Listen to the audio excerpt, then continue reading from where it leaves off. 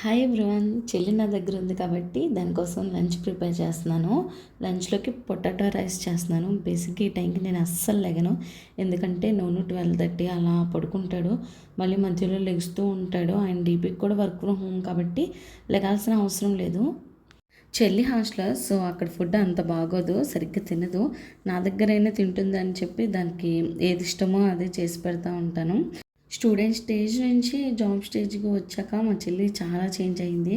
అక్క నాకు అది కావాలి ఇది కావాలి అనే స్టేజ్ నుంచి అక్క నీకు ఏం కావాలో చెప్పు చేసేస్తా అనే స్టేజ్కి వచ్చేసింది.